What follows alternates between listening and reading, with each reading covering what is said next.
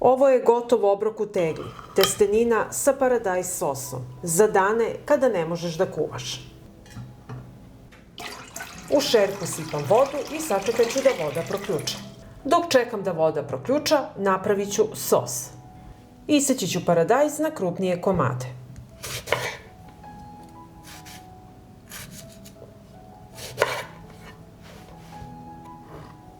Iseći ću krupnije jedan luk.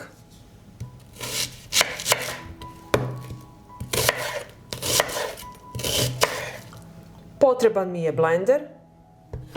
Ubacujem luk, paradajz,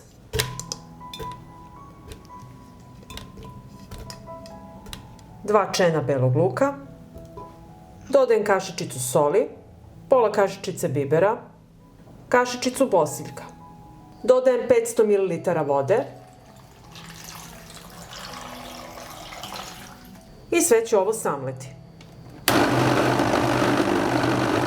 U prokučanu vodu stavljam testeninu i kuvam je 2 minuta. Sada su mi potrebne čiste i oprane tegle. Tegle punim testeninom. Kad je nestajala struja i nije moglo da se kuva, ovakva tegla je bila obrok. Tegle nemojte puniti do vrha.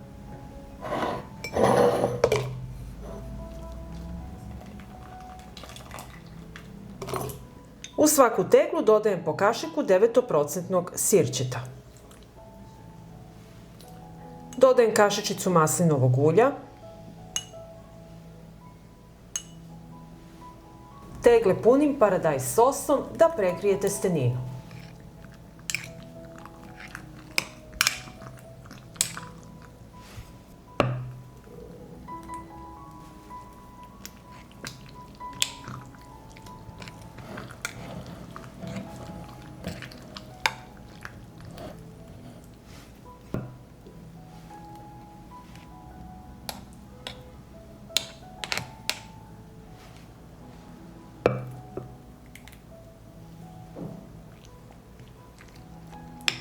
Obrisat ću vrh tegle.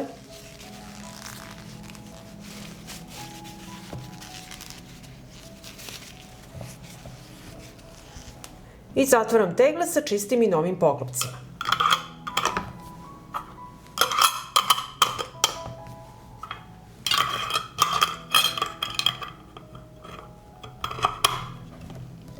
Potrebna mi je dublja šerpa. Na dno šerpe stavljam krpu. I u šerpu stavljam tegle. Sipam mlaku vodu u šerpu do visine poklopca. Šerpu stavljam na šporet. Od momenta kada voda proključa, kuvaću 30 minuta. Nakon 30 minuta kuvanja vadim tegle iz šerpe. Tegle čuvajte na tamnom i hladnom mestu do upotrebe.